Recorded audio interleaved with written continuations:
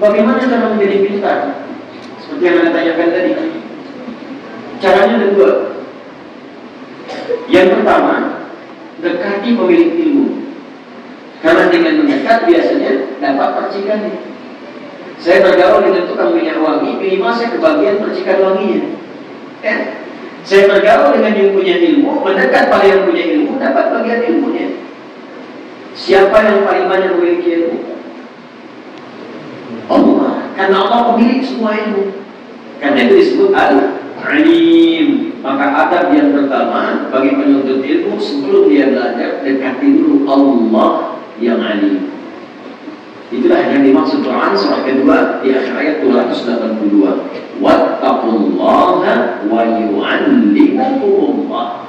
Karena itu Nabi Musa alaihissalam ketika beliau diminta belajar kepada hamba yang saleh yang disebut dengan Khidir itu, hamba yang saleh, maka apa kalimat Qurannya? Milladunna ilma. Karena dia sering dekat dengan kami, kata Allah, sering mendekat kepada Allah, rajin ibadah, kami berikan tambahan pengetahuan kepadanya. Bangun. Saya dulu latihannya begitu. Bangun malam, tahajud, lomba-lomba bangun, subuh jam 4, jam setengah 5, bangun jam 2. Ya, mulai ibadah, sholat, zikir, istirahat. Kemudian tingkatkan, mulai puasa sunnah. Nanti pelan-pelan jiwanya terbentuk. Kalau sudah terbentuk, nanti mudah bagi Allah menanamkan pengetahuan pada diri kita. Apa yang terjadi? Ada orang-orang nanti, orang-orang yang saking mudahnya oleh Allah digampangkan memahami sesuatu. Baru dibacakan satu kalimat sudah paham dia mau kemana. Ya, dibacakan langsung masuk ke kepalanya tanpa lupa. Itu yang dicontohkan oleh Imam Syafi'i, Imam Al-Bukhari. Imam Al-Bukhari itu nama aslinya Muhammad, bapaknya Ismail, kakeknya Ibrahim, kakek buyutnya Al-Mughirah, yang buyutnya Al-Mizbah. Tinggal di kecamatan Ju'fa, Kabupaten Bukhara, provinsinya itu sekarang dikenal negaranya dengan Uzbekistan, provinsinya Khorasan. Karena dari Bukhara, bukan dari Arab, beliau kenalkan nama daerahnya untuk menunjukkan bahwa Islam sudah sampai ke tempat saya. Rumusnya tambah awal di depan nama daerah, ujungnya tutup dengan I. Saya dari Bukhara, maka dikenalkan ana Al-Bukhari. Syekh Nawawi dari Banten, ana Nawawi Al-Bantani. Syekh Ahmad Khatib dari Minangkabau, ana Ahmad Khatib Al-Minangkabawi. Syekh Yasin dari Padang, ana Yasin Al-Padani. Imam Al-Bukhari, usia beliau ya lahir 2 tahun, berkembang 2 tahun, ayahnya meninggal. 4 tahun matanya buta, permanen. Gak bisa lihat. Apa yang dilakukan ibunya? Kontak dengan wasiat ayahnya, dekati Allah. Ibu ada perannya, Bu. Makanya nanti dari sini ada bab bagi penuntut ilmu untuk minta doa pada ibu, pada ayah kalau masih hidup sebelum memulai belajar. Minta doanya, minta barakahnya. Ya, maka ibunya itu rajin mendekat kepada Allah, punya mihrab, sajadah khusus untuk memohon. Apa hasilnya? Maka diganti oleh Allah penglihatan yang tak mampu melihat dengan mata itu dengan mata hati yang sangat tajam. Dibacakan sekali langsung hafal. Langsung hafal. Maka usia 4 tahun beliau dibawa ya, oleh ibunya untuk belajar namanya di tempat kutab. Kutab itu tempat belajar dasar dulu. Ini asisten datang ke tempat hafalan Quran. Begitu belajar, syekhnya membacakan surat Qaf yang dibacakan. Beliau kecil, paling kecil waktu itu, yang lain sudah ada yang dewasa. Begitu selesai dibacakan, syekhnya menguji matanya, man hafizah, siapa yang sudah hafal. Al-Bukhari kecil tanpa melihat itu mengangkat tangannya mengatakan hafiztu syekh min dhahri qalbi. Syekh, saya sudah hafal di dalam kepala saya. Jadi hafal itu ada 2, ada hafal dalam kepala, ada hafal di luar kepala. Hafal di luar kepala itu belum hafal. Belum masukkan dulu baru hafal. Maka syekhnya penasaran, diminta ke depan, diantar, ditunggu. Dibacakannya yang mulai. Begitu dibaca, bukan cuma hafal, tapi makhrajnya, sifat hurufnya sempurna. Maka kata syekhnya, minal an tadrusul hadis. Mulai sekarang Ananda belajar hadis. Karena Quran ada jaminan kemudahan, hadis tidak. Tapi beliau melihat potensinya tinggi, bakatnya alami,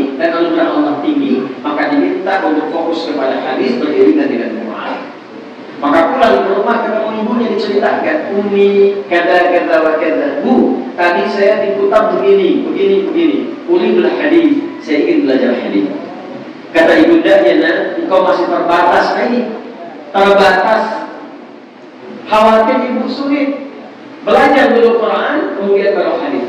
Kata anaknya, karena yakin dengan kalimat gurunya dalam khutbah pada ibunya, kata anaknya, saya belajar Quran, tapi saya pun ingin belajar hadis.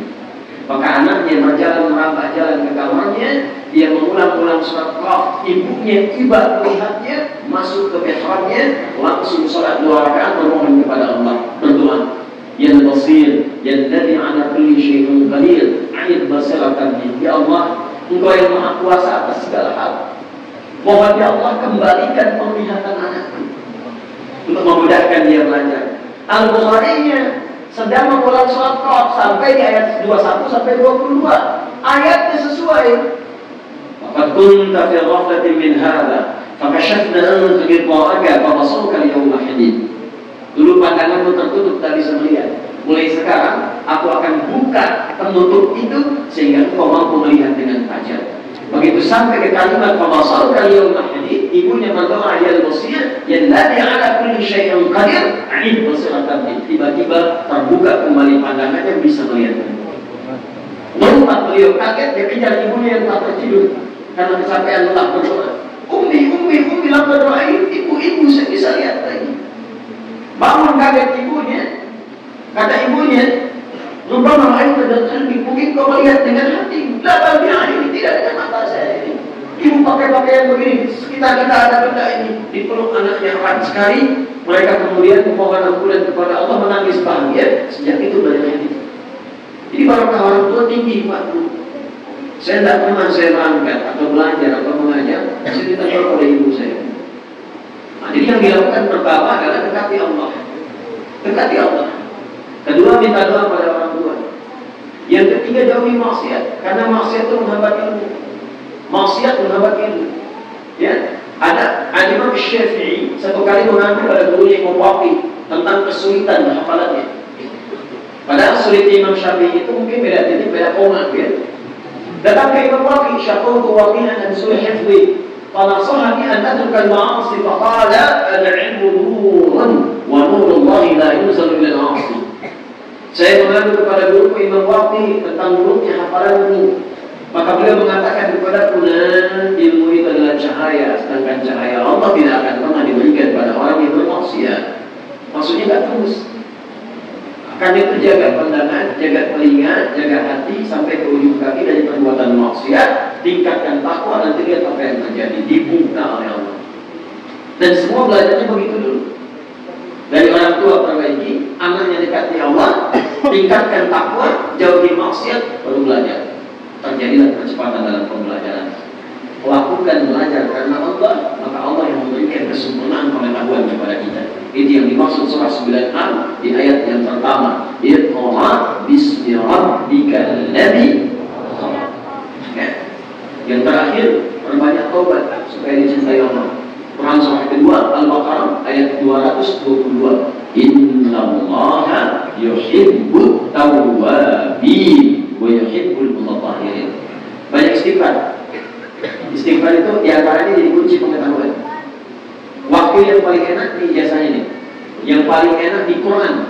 Dari Quran surah ke-51 dari saya baca ayat 18. Banyak latihan istighfar menjelang subuh. 10 menit, 15 menit menjelang subuh setelah tahajud. Astaghfirullahaladzim, astaghfirullahaladzim, astaghfirullahaladzim, astaghfirullahaladzim, alladzi la ilaha illa huwal hayyul qayyum wa atubu ilaih. Banyak istighfar. Wa bil ashari hum yastaghfirun. Ada orang-orang yang terlatih istighfar, biasa istighfar menjelang fajar. Nanti istighfar itu menutup semua celah-celah salah, membuka kelapangan hati. Setelah itulah kemudian cahaya itu bisa datang dengan cepat. Ya, Allah Ta'ala a'lam bis-shawab.